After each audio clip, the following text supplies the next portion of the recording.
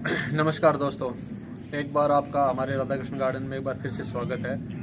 और आज हम गुलदावरी की सीरीज को एक बार फिर आगे बढ़ाते हुए एक नए टॉपिक के साथ आपके सामने हाजिर हुए। तो चलिए वीडियो शुरू करते हैं। देखिए दोस्तों, आज का हमारा जो टॉपिक है वो बारिश के बाद गुलदावरी में क्या क्या सावधानी बरतनी चाहिए उसके बारे में टॉपिक है। और साथ में कौन कौन से इसमें जो रोग लगते हैं वो भी हम आपको दिखाएंगे। देखो इधर आओ, जैसे आपको बारिश के बाद जो सबसे जो पहला जो रोग होता है, ये जो पत्ते को देखो ये पूरे से छान देते हैं। देखो इसके अंदर मैं आपको वो कीड़ा भी दिखाता हूँ कि कहाँ पे मिलेगा वो कीड़ा। छोटा सा कीड़ा होता है, वो बहुत मुश्किल से दिखाई देता है। ये देखो, ये रहा, दिखाई दे रहा है आपको? ये देखो, ये वाला ये कीड़ा होता है जो इस प्रकार ये पत्तों को खराब कर देता है। तो इस प्रकार या तो इसको आप हाथ से निकाल सकते हो या इसमें स्प्रे कर सकते हो। दूसरा जो रोग लगता है बारिश से, वो आप इधर आ जाइए। बाकी मेरे और प्लांट में वो रोग नहीं है, ये फंगस का काम होता है। ये आप देख रहे हो, ये इस प्रकार से ये पौधे में ये फंगस लग जाती है बारिश में। ये सबसे कॉमन बीमारी है गुलदावरी के अंदर, इसी की वजह से पौधा डैमेज हो जाता है। मैंने अभी इसके अंदर बेविस्टिन का पाउडर डाल के अभी इसमें उपचार कर दिया है। थोड़ी दिन के बाद ये सही हो जाएगा, लेकिन आपके साथ ऐसा ना हो इसलिए आपको बारिश के तुरंत बाद आपको बेविस्टिन का घोल पौधों के अंदर आपको कर देना चाहिए।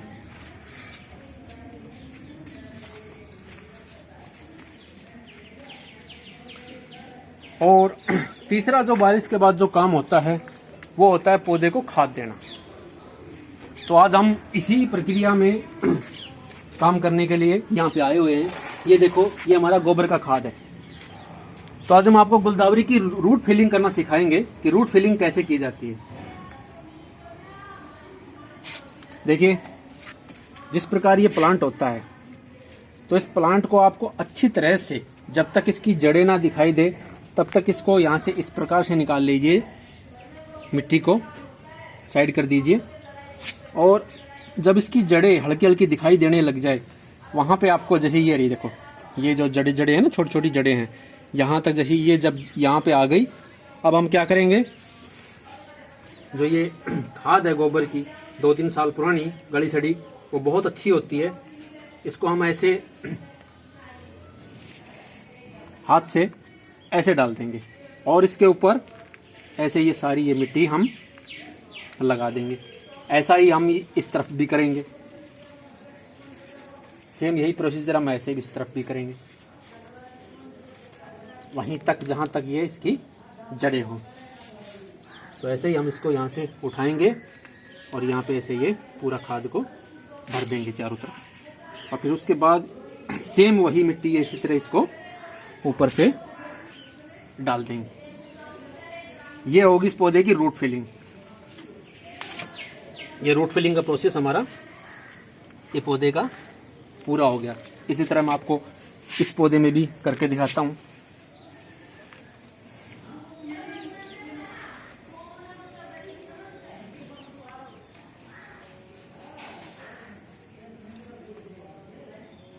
ये देखो, ये इसकी जड़ें होती हैं, देख रहे हो आप, ये इसकी जड़ें होती है। तो इस प्रकार की हल्की हल्की मिट्टी हटानी है, ज़्यादा पौधे को डैमेज नहीं करना है, सिर्फ हल्की हल्की सिर्फ मिट्टी हटानी है। और इसी प्रकार से आपको ये इसके अंदर ये खाद ऐसे डाल देना है और ऊपर से ये मिट्टी इसको ऐसे फैला देनी है, ऐसे। ये देखो,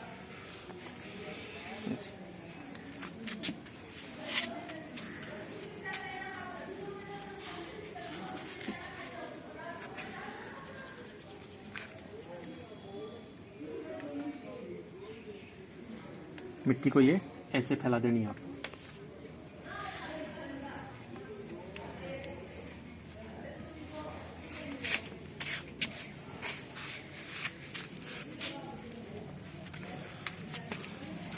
हर एक पौधे में आपको इसी प्रकार से ये काम आपको करना है।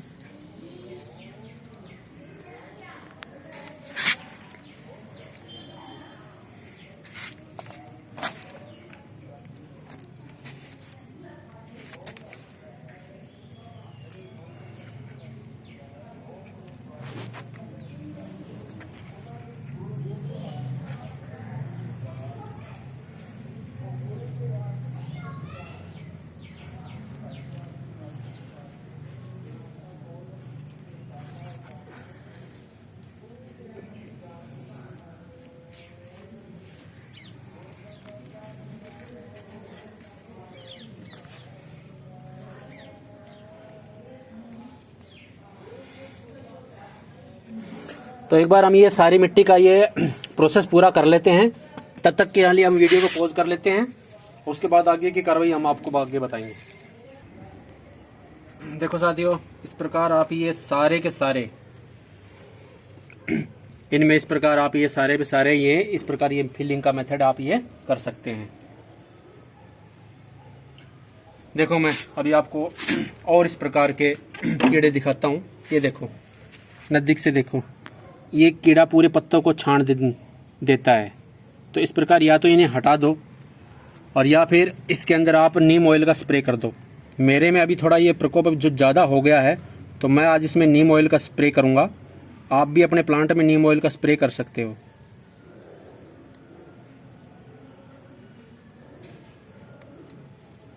ये देखो, देखो इसको, ये इस प्रकार ये इल्ली होती है जो पूरे प्लांट को खराब कर देती है। अरे ऐसे एक में नहीं, ऐसे बहुत से हैं। और भी मैं आपको रोग दिखाता हूँ। देखो, ये देखो, इसमें भी देखो, ये देखो, सेम वही है। देख रहे हो आप? ऐसे ही मैंने 2-3 प्लांटों में आपको मैंने ये दिखाया है। सेम वही प्रोसीजर है ये देखो, ये दोनों आपके सामने हैं। और एक चीज मैं और दिखाता हूं आपको। ये इस प्रकार एक रोग और लगता है। ये देखो, यही बारिश के बाद यही कोकोमन रोग होते हैं। ये मावा होता है, देख रहे हो आप? ये मावा होता है। ये पूरे पत्तियों का रस निचोड़ लेता है, जिससे ये पौधा आगे ढंग से सरवाइव नहीं कर पाता।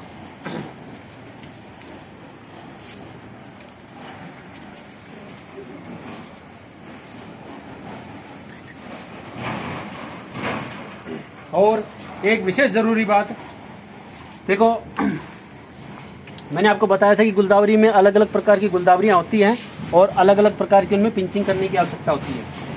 तो मैं आज आपको बता रहा हूँ। ये देखो, ये हमने ये गुलदावरी में ये अपनी तीसरी पिंचिंग पूरी कर ली थी और कुछ चौथी पिंचिंग भी हम इसमें कर चुके हैं। और आज मैं कुछ पिंचिंग और कर देता हूँ आपके सामने।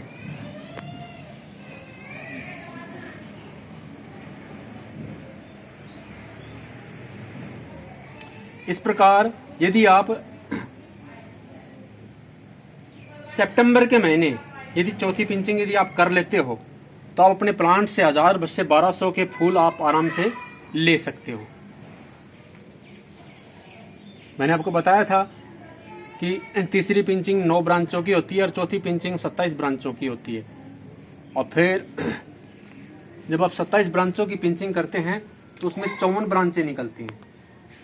और इस प्रकार 5वीं पिंचिंग होती है वो 54 ब्रांचों की होती है। और जो छठी पिंचिंग होती है वो 110 ब्रांचों की होती है। और 7वीं पिंचिंग आपकी 220 ब्रांच की होती है।